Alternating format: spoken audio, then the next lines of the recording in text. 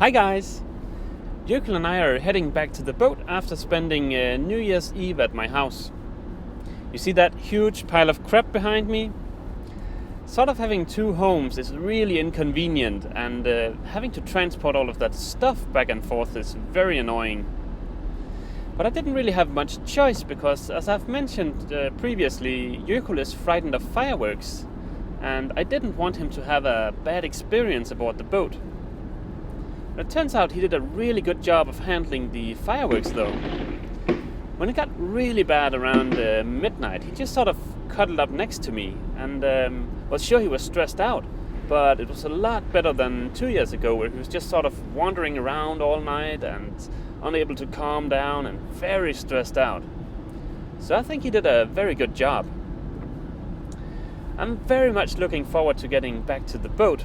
I think both Jökull and I are adjusting very well to life aboard, and to me at least, it's starting to feel more like home than my house actually does.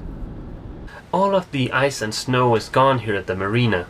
Before leaving my house, I had a quick peek at the weather forecast. For the foreseeable future, the temperatures are going to be well above freezing, and there's going to be a lot of rain. Now that sucks pretty bad, but it's actually kind of good news for me, because it's great for playing around with the humidity inside the boat. So I guess there's always a silver lining, right? As I mentioned in my last video, I've got a leaky mast, and at some point this spring I'm going to attempt to seal it. Now I've got some pretty good ideas about how I want to handle that, but I'd also like to make sure that if the seal inside the mast fails, then the carpet on the cabin sole isn't going to get soaking wet. Now I don't have any headroom to spare, and the mast is stepped directly onto the cabin sole. So I think my only real option here is to build a sort of tiny dam around the mast. Yeah, let me show you what I'm thinking. When water enters the mast, it runs down the inside of the mast, exits the mast right here, then trickles down onto the cabin sole and enters the bilge right here. So I'm thinking of building a tiny barrier all the way around the mast foot. Then drill a tiny hole right here that will allow the water to drain into the bilge. Let's see if we can knock together a quick prototype. Okay, I think that could work. Now I've rounded this corner right here because if I were to jam my toe against that sharp 90-degree angle there, I would be less than happy. Before leaving the house, I picked up some old pieces of scrap plywood. And well, perhaps we're going to be able to use one of those. I think that's going to solve the problem. Now of course right now it doesn't look very nice, but I'm going to round off all of these edges right here so that they match the curvature of this edge. And then at some point in the spring I'm going to paint the entire cabin sole, and then it's going to look really nice. I'll use thickened epoxy to seal up the dam and keep these pieces of plywood in place. Now luckily I had some of this laying around the house. This is West Systems 205 Hardener. And this stuff will actually cure at temperatures down to 5 degrees Celsius. Now of course I can't use epoxy while Jökull and I are aboard the boat. That wouldn't be very healthy. But I have to head back to my house at some point in the weekend anyways, because I have to be back at work on Monday. So I just figured that I'll get everything ready, and then the absolute last thing I do before leaving the boat is epoxy these in place. And that way everything should have plenty of time to cure before the carpet guy swings by the boat on the 9th of January. And that way he'll be able to take accurate measurements, and within long I should have a nicely fitted and dry carpet on the cabin sole. Now before he's going to be able to take accurate measurements, there is one more detail I need to figure out. In my last video I told you guys about how the area under the nav station is prone to condensation, and indeed the condensation is back. And it turns out the surface temperature of the area is only 7 degrees Celsius, so I'll have to insulate this area. Now the insulation that I'm using is far from durable enough for me to be able to walk on it, so I'll have to come up with some sort of solution.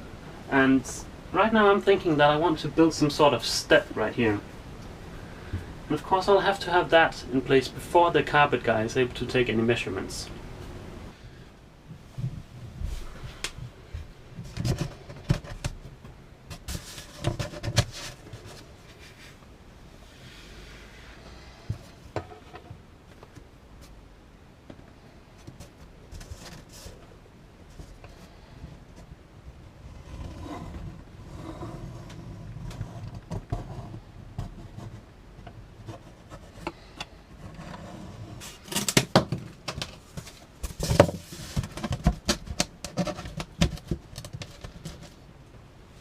curvature of this piece matches the curvature of the hull. So now all I have to do is figure out how high of a step do I want, and then try and get this surface as level as possible.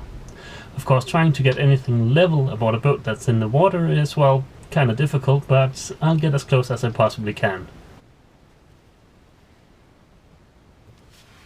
Okay, so this is a very rough first test fit.